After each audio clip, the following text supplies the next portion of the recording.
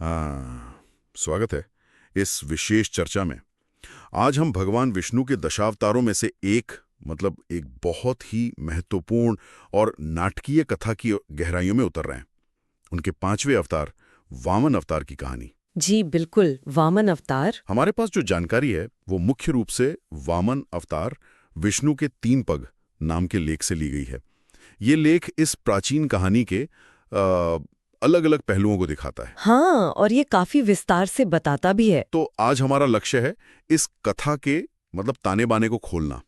एक बौने ब्राह्मण का वो रहस्यमयी आगमन, हाँ, फिर वो अत्यंत शक्तिशाली और दानी असुर राजा महाबली, उनका उत्थान और पतन, बिल्कुल। और जाहिर है वो 3 पग भूमि जिसने कहते हैं ब्रह्मांड का नक्शा ही बदल दिया। तो चलिए इस फैसिनेटिंग कहानी का विश्लेषण शुरू करते हैं। बिल्कुल, और ये विश्लेषण जरूरी भी है क्योंकि देखिए ये कहानी सिर्फ एक पौराणिक घटना नहीं है। हाँ, ये दिखाती है कि ब्रह्मांड की जो व्यवस्था है, जो संतुलन है, वो कितना नाजुक हो सकता है और उसे कैसे कभी-कभी बहुत ही अप्रत्याशित, अनएक्सपेक्टेड तरीकों से दोबारा स्थापित किया जाता है। हाँ, अप्रत्याशित तो था ही। और हम ये भी देखेंगे कि कैसे महान शक्ति, यहाँ तक कि दानवीरता भी, जो कि एक अच्छा गुण है, जी। वो भी जब अहंकार के साथ मिल जाती है तो उसके परिणाम कितने दूरगामी हो सकते हैं। सही कहा। तो कहानी के केंद्र में जो पात्र हैं जी। वो खुद ही बड़े दिलचस्प हैं। राजा महाबली, महाबली, हाँ, जैसा कि लेख में है, वो कोई साधारण शासक नहीं थे। उनकी वंशावली देखिए जरा। असुर कुल में जन्म हुआ, जी हिरण्यकशिपुल जैसे अत्यंत शक्तिशाली असुर के पौत्र। जी, लेकिन साथ ही विष्णु के परम भक्त प्रहलाद के पुत्र भी। हाँ, ये बात बहुत महत्वपूर्ण है। प्रहलाद के पुत्र, तो ये विरासत ही अपने आप में विरोधाभासों से भरी हुई है ना? बिल्कुल। असुर जिन्हें आमतौर पर देवताओं का प्रतिद्वंदी माना जाता है, जी। और महाबली ने सिर्फ बाहुबल से नहीं बल्कि अपनी तपस्या और भक्ति के बल पर भी एक असाधारण उपलब्धि हासिल की थी। सही कहा। उन्होंने तीनों लोकों पर, स्वर्ग, पृथ्वी और पाताल, अपना अधिकार जमा लिया था। तीनों लोकों पर, ये कोई छोटी बात नहीं थी। हाँ, ये एक ऐसी जीत थी जिसने स्थापित शक्तियों को हिलाकर रख दिया था। हाँ, और यहाँ ये समझना जरूरी है, जैसा स्रोत भी बताता है, कि बलि सिर्फ एक विजेता या शक्तिशाली राजा ही नहीं थे। अच्छा। उनकी प्रसिद्धि उनकी दानवीरता के लिए भी दूर दूर तक थी। वो उदार थे, याचकों को कभी निराश नहीं करते थे। हाँ, दानी तो बहुत माने जाते थे। बिल्कुल। लेकिन जब उन्होंने तीनों लोकों पर, खासकर देवताओं के निवास स्थान स्वर्ग पर पूरा अधिकार कर लिया, तो समस्या गहरा गई। हाँ, देवताओं के लिए तो ये बड़ी चिंता की बात हो गई होगी। जाहिर है, उनका स्थान छिन गया, उनकी शक्तियां सीमित हो गईं। इससे क्या हुआ, ब्रह्मांड का संतुलन बिगड़ने लगा। अच्छा। तो स्वाभाविक है कि वो चिंतित हुए और समाधान के लिए, मदद के लिए भगवान विष्णु की शरण में पहुंचे। देवताओं की यही प्रार्थना जो थी, वही वामन अवतार का आधार बनी। अच्छा, तो देवताओं की प्रार्थना सुनकर भगवान विष्णु ने हस्तक्षेप करने का निर्णय लिया, संतुलन बनाए रखने के लिए। हाँ, अपने कर्तव्य के तहत। लिख के अनुसार उन्होंने देव माता अदिति और ऋषि कश्यप के यहाँ पुत्र रूप में जन्म लेने का संकल्प लिया। जी। और उनका रूप कोई भव्य योद्धा का नहीं बल्कि वामन का, एक छोटे कद के तेजस्वी मगर दिखने में साधारण बौने ब्राह्मण बालक का। कितना अप्रत्याशित, कोई सोच भी नहीं सकता था। हाँ बिल्कुल। अब कल्पना कीजिए उस दृश्य की। राजा बलि नर्मदा नदी के तट पर एक बहुत बड़ा यज्ञ कर रहे थे। जी। माहौल भव्य था, मंत्र गूंज रहे थे, और बलि अपनी प्रसिद्धि के अनुसार ब्राह्मणों और याचकों को खुले हाथ से दान दे रहे थे, अपनी दानवीरता का प्रदर्शन कर रहे थे। हाँ, और ठीक उसी समय उसी यज्ञशाला में उन नन्हे वामन का प्रवेश होता है। अच्छा। बलि की नजर उस अनोखे तेजस्वी बालक पर पड़ती है। छोटा कद पर चेहरे पर अद्भुत तेज। राजा बलि अपनी उदारता के अनुसार उस बालक का सत्कार करते हैं, उसे आसन देते हैं। लेख में लिखा है कि बलि ने बड़े आत्मविश्वास से पूछा, शायद थोड़े कौतुक से भी, हाँ, कि ये छोटा सा बालक क्या मांगेगा। वही पूछा, हे तेजस्वी ब्राह्मण बालक, स्वागत है, बताओ क्या चाहते हो, जो भी मांगोगे मैं उसे पूरा करने का वचन देता हूं। उनके शब्दों में पूरा आत्मविश्वास था। हाँ, कि मैं तो तीनों लोगों का स्वामी हूँ, ये भला क्या ही मांग लेगा। बिल्कुल। और यहीं पर कहानी का रुख एकदम से मोड़ता है। वामन का जवाब, जैसा स्रोत में है, सुनने में बहुत ही सरल, बहुत निर्दोष लगता है। क्या कहा उन्होंने? उन्होंने कहा, हे राजन, आप महान दानवीर है, मुझे आपसे ज्यादा कुछ नहीं चाहिए, केवल अपने इन छोटे छोटे कदमों से 3 पग भूमि नाप लेने की अनुमति दे दीजिए। बस इतनी ही भूमि चाहिए मुझे। बस 3 पग भूमि? हाँ, सोचिए, तीनों लोकों के स्वामी से सिर्फ 3 पग भूमि। ये मांग इतनी छोटी लगती है कि हंसी आ जाए। हाँ, सच में। पर इसी सरलता में एक गहरा रहस्य और एक अचूक योजना छिपी थी। यही अनुरोध आगे चलकर महाबली के साम्राज्य और उनके अहंकार की नींव मिलाने वाला था। बिल्कुल। राजा बलि तो ये सुनकर हंस पड़े, जैसा लेख में लिखा है। हाँ, हंसी तो आएगी ही। उन्हें लगा कि ये बालक या तो नादान है या कोई मजाक कर रहा है। तीनों लोगों का मालिक और मांग सिर्फ 3 पग जमीन की। उन्होंने लगभग मजाक उड़ाते हुए कहा, अरे बस इतनी सी भूमि, ये तो बहुत छोटा सा दान है मेरे लिए। जाओ, मैंने तुम्हें 3 पग भूमि दान में दी, तुम जहां चाहो अपने 3 पग रख सकते हो। बिना सोचे समझे अपनी दानवीरता के अभिमान में वचन दे दिया। हाँ, तुरंत। लेकिन ठहरिए, कहानी में अभी एक और महत्वपूर्ण मोड़ आना था। हाँ, शुक्राचार्य का। बिल्कुल, वहां बलि के गुरु और असुरों के कुल गुरु शुक्राचार्य भी मौजूद थे। जी, और वो बहुत ज्ञानी थे, उनके पास दिव्य दृष्टि भी थी। हाँ, तो जैसे ही बलि ने दान का वचन दिया, शुक्राचार्य ने अपनी दृष्टि से पहचान लिया कि ये साधारण बालक कौन है। उन्होंने तुरंत हस्तक्षेप किया। ये क्षण कथा के सबसे निर्णायक मोड़ों में से है। शुक्राचार्य का हस्तक्षेप सिर्फ सलाह नहीं था, वो एक गंभीर चेतावनी थी। क्या कहा उन्होंने? लेख के अनुसार उन्होंने बलि को अलग ले जाकर समझाया, राजन सावधान, ये कोई साधारण ब्राह्मण बालक नहीं है, ये स्वयं भगवान विष्णु है। देवताओं का काम बनाने और तुम्हारा राज्य छीनने आए हैं इस रूप में। ओहो, तुम अनजाने में बहुत बड़ी भूल कर रहे हो। अपना वचन वापस ले लो, इस दान का संकल्प मत करो। शुक्राचार्य ने तो साफ साफ बता दिया था। हाँ, मतलब पूरी सच्चाई सामने रख दी थी। जी, अब गेंद बलि के पाले में थी। ये उनके चरित्र की, उनके धर्म और अहंकार के बीच की कठिन परीक्षा थी कि वो गुरु की बात मानेंगे या अपने वचन पर टिके रहेंगे। हाँ, या अपने यश पर, दानवीरता के यश पर। हाँ, और यहीं राजा बलि का चरित्र पूरी जटिलता के साथ सामने आता है।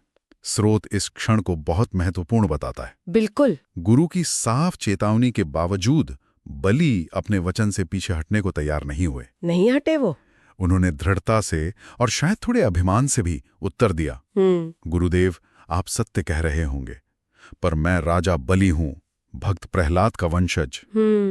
यदि स्वयं भगवान विष्णु याचक बनकर मेरे दरवाजे पर आए हैं, तो मैं उन्हें खाली हाथ कैसे लौटा सकता हूं? मैंने वचन दे दिया है और अब मैं इससे पीछे नहीं हट सकता। ये तो बड़ी बात कह दी। हाँ, बोले, यह मेरे कुल, मेरे यश और मेरे धर्म के विरुद्ध होगा। जो होना है हो जाए, पर मैं अपना वचन नहीं तोड़ूंगा। ये उनकी दानवीरता की हद थी, कह सकते हैं, लेकिन साथ ही इसमें अपने वचन और यश के प्रति एक गहरा अहंकार भी झलकता है। हाँ, वो भी है। उन्होंने परिणाम जानते हुए भी अपने धर्म, जैसा उन्होंने उसे समझा, उसका पालन करने का फैसला किया। ये वास्तव में उनके चरित्र की गहराई और जटिलता को दिखाता है। एक तरफ वो अहंकार जिसने उन्हें तीनों लोकों का स्वामी बनाया, अपनी शक्ति और दान पर अटूट विश्वास दिलाया, और दूसरी तरफ अपने वचन के प्रति वो अविश्वसनीय निष्ठा और दान देने का वो दृढ़ संकल्प, भले ही वो सर्वनाश की ओर ले जा रहा हो। हाँ, उन्होंने जानते बूझते हुए गुरु की सलाह नहीं मानी, शायद इसलिए कि वचन तोड़ना उनके दानवीर होने की छवि को खराब कर देता। तो ये धर्म का पालन था या अहंकार का? मतलब ये सवाल तो उठता है। बिल्कुल।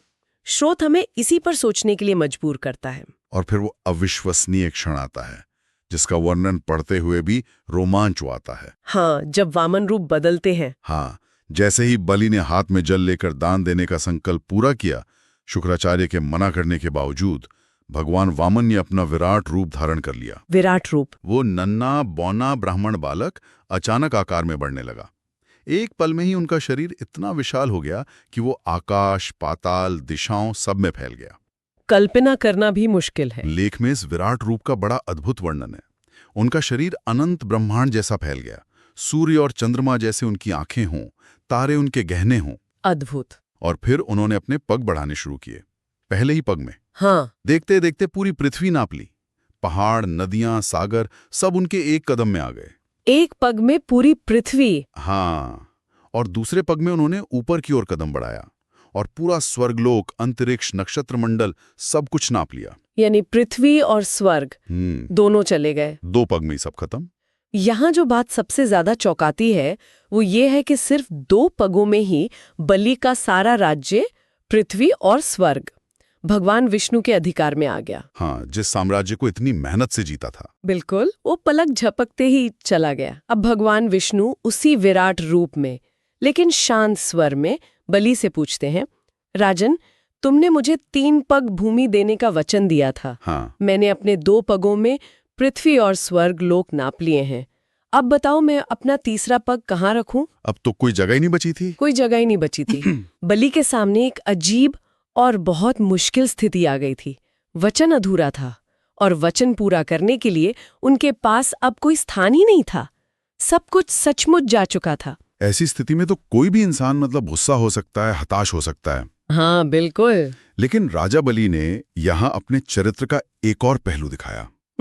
उन्होंने गुस्सा या निराशा नहीं दिखाई, बल्कि अद्भुत विनम्रता दिखाई। अच्छा। जैसा कि लेख में बताया गया है, उन्होंने हाथ जोड़कर, सिर झुकाकर कहा, प्रभु, आपने अपने 2 पगों में मेरा सब कुछ ले लिया है।